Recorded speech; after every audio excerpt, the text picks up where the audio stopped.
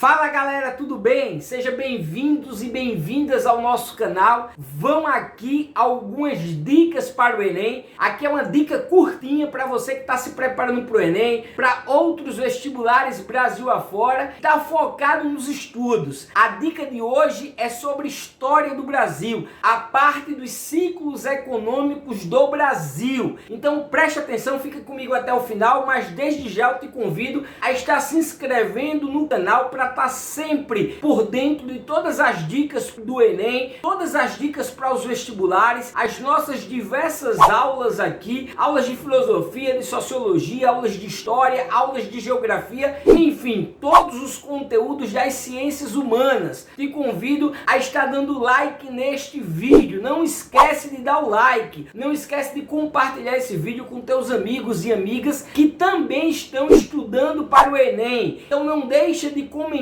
aqui, colocar as suas dúvidas, sugestões de vídeos, criticar se quiser criticar, mas não deixa passar em branco esse vídeo. Não esqueça de dar o teu like logo agora. Mas vamos lá para a dica Enem, para a dica vestibulares.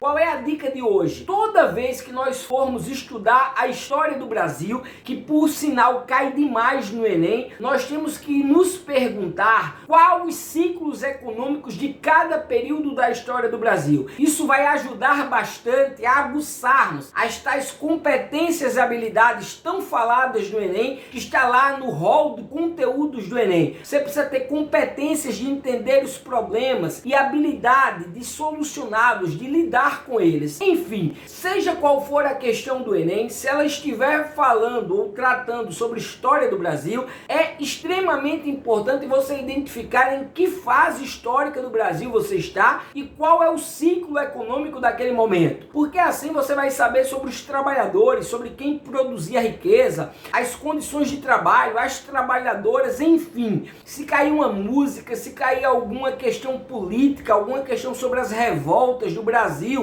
você tem como matar conhecendo, sabendo, identificando que ciclo econômico é o qual a questão está pedindo, de que a questão está tratando. Então primeiro eu tenho que conseguir definir bem a história do Brasil nas três fases da história do Brasil. O Brasil é dividido em três fases: Brasil colônia, Brasil império e Brasil república, beleza? De 1500 a 1822 nós temos o Brasil colônia, ou seja, da invasão dos portugueses até a independência do Brasil com Dom Pedro I, de Dom Pedro I até Dom Pedro II, ou melhor, até o dia da proclamação da República, nós temos o Brasil Império, dividido em três fases: primeiro reinado, período regencial e segundo reinado, e da proclamação da República até os dias atuais nós temos o Brasil República, dividido-se em República Velha e República Nova. Até aqui todo mundo tem que estar por dentro, tem que estar ligadíssimo nessas fases da história e nesses períodos. Professor Hugo, qual é a grande sacada para entender cada período desse? Se perguntar quais os ciclos econômicos destes períodos. Como é que funcionava a economia no Brasil colônia? Qual era a economia do Brasil império? Qual era a economia que rolava no Brasil república? Daí dá para você matar um montante de questões. Dá para você seguir o nosso método, o método de como acertar questões no Enem, que é quando trabalhamos com o que chamamos de informações gerais. E tá aí uma informação geral extremamente pertinente: história do Brasil, os ciclos econômicos. Se você quiser aprofundar mais essa aula, eu te convido a estar assistindo a nossa aula sobre o Brasil colônia, a nossa aula sobre o Brasil império, a nossa aula sobre o Brasil república. Lá eu vou tratar sobre diversos temas: os ciclos econômicos, o poder político, quais as principais características de cada momento histórico desse. Mas aqui é uma dica curtinha, só para aguçar essa tua sensação de aprendizado, essa estiga para estar estudando e estar focado para fazer vestibulares no Brasil todo e para fazer mais especificamente o Enem. Então vamos lá, acabar de conversa e vamos para os ciclos econômicos. Então falou em Brasil colônia, de 1500 a 1822, nós temos três ciclos econômicos, tem que estar ligado nisso. Quais são os três ciclos econômicos do Brasil colônia? Primeiro ciclo econômico, pau-brasil, extração do pau-brasil, vão ser os 30 primeiros anos ali ali no Brasil que a gente chama de quase que um pré-colonial. Os portugueses vêm aqui, invadem as terras brasileiras, basicamente para a exploração do pau-brasil. Com a colonização efetivada, depois dos 30 primeiros anos, passa-se a produzir cana-de-açúcar, sobretudo no litoral do Nordeste brasileiro, que é onde vêm os portugueses para invadir, onde começa a invasão, né, dos portugueses. Então nós temos aí já dois ciclos econômicos, o primeiro pau-brasil, o segundo cana-de-açúcar e o terceiro ciclo econômico do Brasil colônia, já no final do Brasil colônia, que é a mineração, extremamente importante por conta da interiorização do Brasil, para esse novo ciclo econômico da mineração durante o Brasil colônia. Fica ligado e correlaciona informações, vence no Enem, não quem decora mais informações, é quem tem a capacidade de relacionar as informações, linkar as informações. Então aqui vai um link importante. Tá tendo o terceiro ciclo do Brasil colônia, repito os três, viu? Pau-brasil, cana-de-açúcar e mineração. A mineração tem interiorização do Brasil e é extremamente importante para compreendermos as revoltas do Brasil colônia. Tem aqui dicas sobre as revoltas do Brasil colônia. Vai lá e assiste, tem aula também sobre as revoltas coloniais. Mas por que, professor, você está dando esse link? Porque lembrem-se das revoltas no Brasil colônia que estão ligadas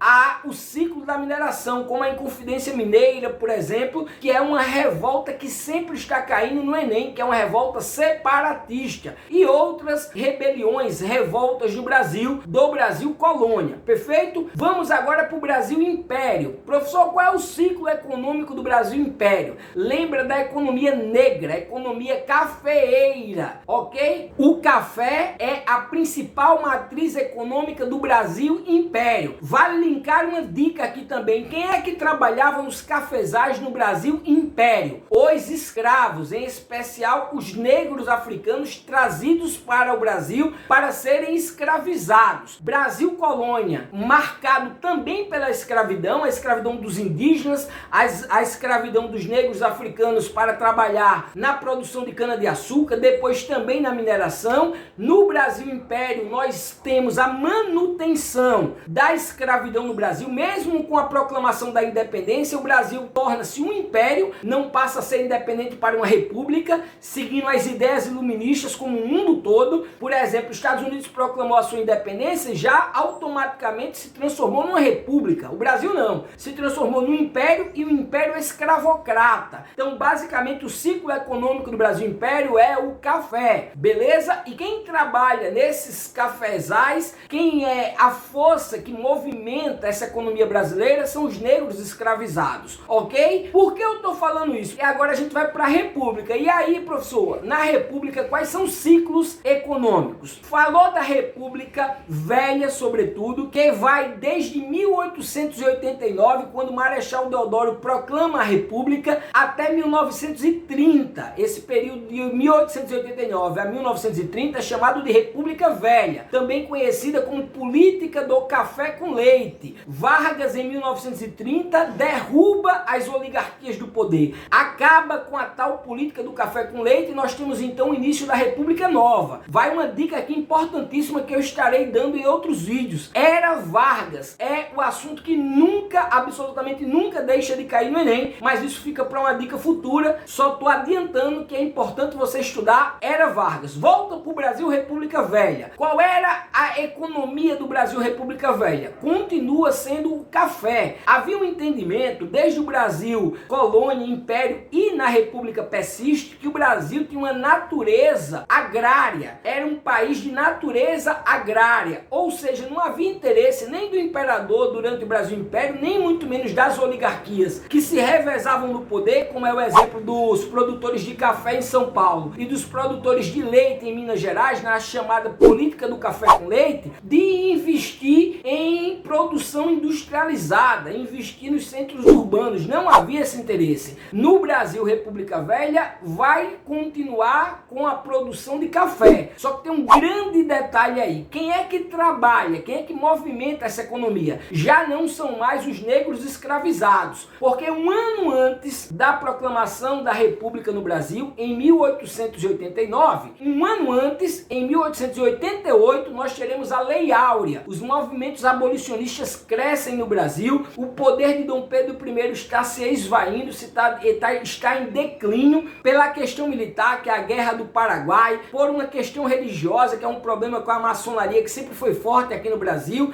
e pela questão escravista ou abolicionista, crescem os movimentos abolicionistas. Enfim, Dom Pedro II, que teve aí quase 50 anos de governo, de estabilidade política, quase não houve revolta, vai ter o seu poder se deteriorando e cresce os movimentos abolicionistas, que conseguem em 1888 a assinatura da Lei Áurea pela Princesa Isabel, depois de muita pressão social. Enfim, não dá para falar muito sobre isso, eu falarei em outras dicas, ou então assista a aula do Brasil Império, que você vai ter esse conteúdo de profundidade. Mas agora eu quero dizer que há uma grande diferença dos trabalhadores do Brasil Império, marcado pelo trabalho escravocrata, os escravos, para os trabalhadores do Brasil República Velha. Continua a nossa economia tendo base cafeeira, o café é a matriz econômica do Brasil, mas os trabalhadores já são trabalhadores assalariados. Dica Enem, dica vestibulares. Vale salientar que esses trabalhadores têm aí a galera dos imigrantes, em especial italianos, japoneses, alemães, que vêm da Europa para trabalhar aqui no Brasil. Vêm fugindo das guerras na Europa, da pobreza que assolava a Europa, enfim, são diversos motivos para a vinda dos imigrantes aqui para o Brasil, mas vale salientar o trabalho dos imigrantes na produção de café do Brasil República Velha. Não foi o Brasil República Nova. Como eu disse,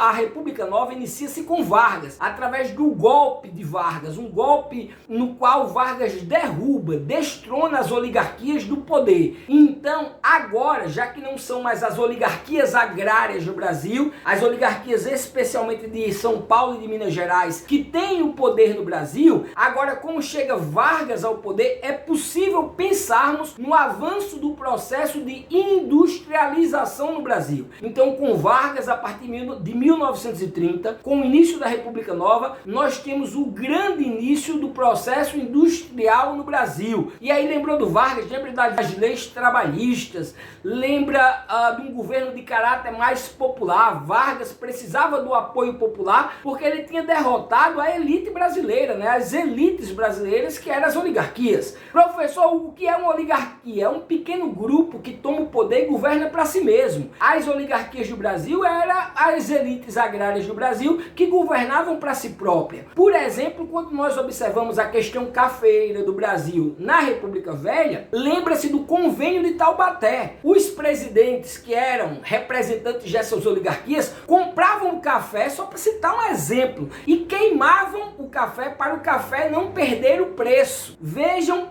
a dimensão do que acontecia no Brasil da República Velha, aonde chegavam as oligarquias para se beneficiarem. Compravam o café com dinheiro público e queimavam o café só para o preço do café não desvalorizar. Lembrando que lá fora, nesse momento, nós estávamos na Primeira Guerra Mundial, tivemos a grande crise de 1929 e tudo isso acabou afetando a economia brasileira, porque se a galera está em guerra, depois se a galera está em crise, uma crise de dimensões mundiais como a crise de 1929, logo vão comprar menos café brasileiro. Se compram menos café brasileiro, consequentemente nós temos uma crise econômica. É então, inclusive, que possibilita Vargas chegar ao poder, porque as elites brasileiras estavam enfraquecidas. Enfim, mentes brilhantes, acabou que a dica ficou longa demais, mas volta aqui para a gente recapitular. Quais são os ciclos econômicos do Brasil? Brasil colônia, nós temos 3 ciclos econômicos: pau-brasil, cana-de-açúcar e mineração; Brasil império, produção de café, o café; Brasil república, o café durante a República Velha, e a República Nova nós começamos o processo de industrialização no Brasil. Hugo, tinha industrialização antes da República Nova? Até tinha alguns picos aqui e acolá, por exemplo, Delmiro Gouveia, aqui em Alagoas, o Barão de Mauá, mas eles não conseguiam progredir, porque não havia nenhum incentivo por parte do Império, não havia nenhum incentivo por parte depois na República das oligarquias agrárias, muito pelo contrário, havia até mesmo um boicote ao crescimento das indústrias brasileiras. Mas com Vargas nós começamos o nosso processo de industrialização e hoje, na nossa república, nós estamos ainda em um processo de industrialização, um país em um processo processo de industrialização. Na aula de geografia isso vai ficar mais claro para você, mais evidente, mas eu espero que você tenha curtido aqui Brasil Colônia, Pau-Brasil Cana-de-Açúcar e Mineração, Brasil Império Café, Brasil República Café e depois início da industrialização. Não deixa de dar o like, viu? Assistiu até aqui, dá o like, compartilha esse vídeo, comenta à vontade, ativa o sininho das notificações para estar sempre recebendo conteúdos novos, sempre ligado nas diversas dicas que nós estamos dando sempre para o Enem e para os vestibulares. Forte abraço, obrigado aí pela participação.